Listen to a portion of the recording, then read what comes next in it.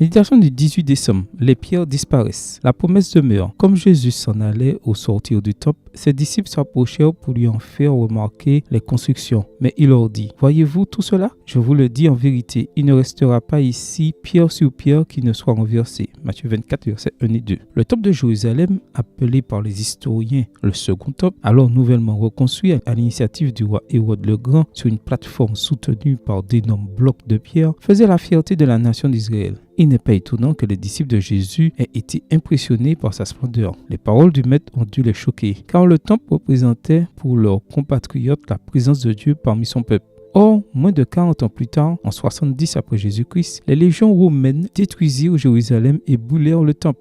Un bas-relief de l'arc dit de Titus, érigé à Rome, commémorer la victoire de ce général sur la Judée, représente des soldats portant comme trophée le chandelier qui éclairait le lieu saint. S'il restait quelque chose de Jérusalem, ce fut entièrement rasé en 135 après Jésus-Christ par l'empereur Adrien. Le célèbre mur des lamentations n'est qu'une partie de l'immense plateforme de pierre qui soutenait l'esplanade sur laquelle se trouvait le temple. Comme si cette élimination des vestiges ne suffisait pas, le 18 octobre 2016, le Conseil exécutif de l'UNESCO a voté à Paris l'inexistence de lien entre le peuple d'Israël et les ruines du temple de Jérusalem. Comme si la réalité historique, comme si l'évidence visible pouvait être votée et ne dépendait que de l'avis d'une majorité. Au sein de ce Conseil, composé de 58 pays, 24 ont voté en faveur de l'effacement de tout lien entre Israël et l'ancien temple. Seuls 6 pays, les États-Unis, l'Allemagne, la Grande-Bretagne, la Lituanie, l'Estonie et les Pays-Bas, ont défendu les preuves historiques de l'existence du temple d'Israël à cet endroit. Il y a eu 26 abstentions et 2 absences. Cela signifie que la destruction prophétisée par Jésus, selon laquelle il ne resterait pas une seule pierre du temple